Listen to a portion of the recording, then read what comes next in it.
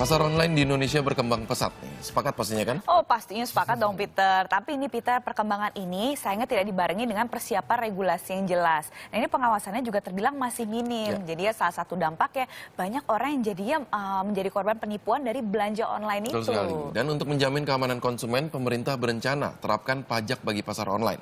Dan berikut kami rangkum informasinya dalam agenda Kasnet 5.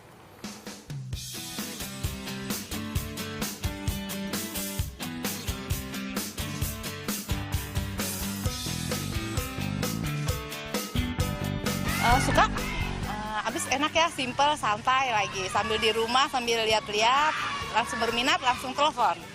Pernah, karena menurut saya online shop itu lebih simple ya. Nggak pernah. Pengennya ketemu langsung, soalnya kalau langsung bisa ngeliat barangnya. Selama ini enggak. Kalau yang langsung lebih aman kali ya daripada online shop. Pernah sih 1 kali 2 kali. Agak kurang sesuai sih dengan gambar yang ditawarkan ya. Perkembangan teknologi tentu membuat perubahan dalam kehidupan manusia, termasuk dalam pola konsumsinya. Dengan berbagai kemudahan, tren transaksi jual beli secara langsung mulai bergeser ke transaksi online melalui berbagai media elektronik dan komunikasi. Mbak, aku mau nanya ini, nunjukin satu ya. Kasih Mbak. Proses transaksi secara konvensional atau bertatap muka langsung masih menjadi alternatif pilihan bagi sebagian besar konsumen. Tapi proses transaksi melalui media online atau yang lebih dikenal dengan e-commerce sudah sangat merajalela.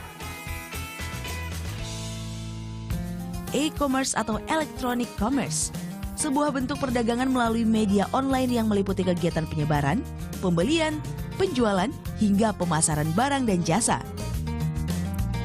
Di Indonesia, istilah e-commerce lebih akrab disebut online shop. Sebagai negara berkembang yang memiliki jumlah penduduk lebih dari 250 juta orang, Indonesia adalah pasar yang besar bagi berkembangnya pasar online. Apalagi 83,6 juta penduduknya pengguna aktif internet. Dari data Kementerian Komunikasi dan Informatika Republik Indonesia, tahun 2013 jumlah pembeli non-online berada di angka 70 juta orang. Dan pembeli online hanya dalam kisaran 4,6 juta orang. Di tahun 2015 diprediksi pembeli non-online mengalami peningkatan 23% menjadi 86 juta orang. Namun pembeli online diprediksi meningkat hingga 50% menjadi 8,4 juta orang. Data ini menunjukkan jika perkembangan jual beli melalui media online begitu pesat. Namun online shop bukan tanpa resiko. Perkembangannya yang pesat belum ditunjang dengan regulasi yang jelas. Selain itu, semakin mudah dan bebasnya akses internet membuat siapapun bisa memiliki online shop. Tak jarang konsumen yang tidak teliti memilih online shop untuk berbelanja malah tertipu. Pemerintah berencana membuat regulasi berupa pengenaan pajak bagi pemilik bisnis online. Regulasi ini dibuat dengan tujuan agar setiap online shop yang ada dapat terdaftar dan kepercayaan konsumen dapat terjaga.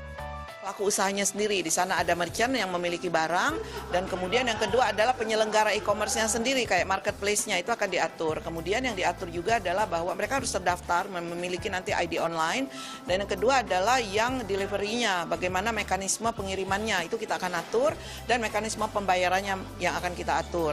Nanti mereka dalam rangka transaksi melalui e-commerce itu harus ada digital contract. Selain melibatkan Kementerian Perdagangan, pengawasan regulasi ini juga dipegang oleh Kementerian Komunikasi dan Informatika Republik Indonesia. Kominfo menegaskan regulasi pajak online ini tidak bersifat wajib dan lebih merujuk pada bisnis online yang berbadan hukum.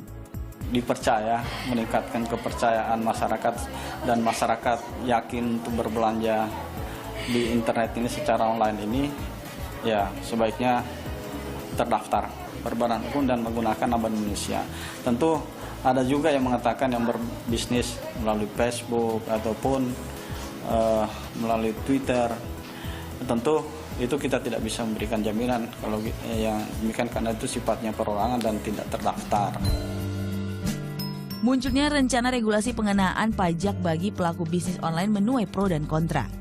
Jadi barang yang kami jual di website kami itu sudah termasuk dengan PPN. Di mana PPN itu kami akan setorkan kembali ke negara. Kemudian yang kedua adalah PPH ya, pajak penghasilan perusahaan segala macam. Itu kami juga menjadi wajib pajak yang kami serahkan ke negara. Ini yang kami juga tanyakan, pajak apa? Kalau untuk kami lihat ini mungkin nggak ada efek negatifnya, kecuali pemerintah memperkenalkan pajak apalagi gitu ya. Jadi yang kami pesan ke pemerintah adalah pajak online ini tentu akan memberatkan konsumen. Meski demikian, pemerintah memprediksi pertumbuhan pasar online masih akan terus melesat hingga tahun 2016 nanti. Baik melakukan proses jual beli melalui media online ataupun secara konvensional bertatap muka langsung, yang jelas saat ini para konsumen dituntut untuk lebih jeli dan juga lebih cerdas dalam menjalani proses transaksi. Niken Sasi, Nugrahanto Margo melaporkan untuk NET.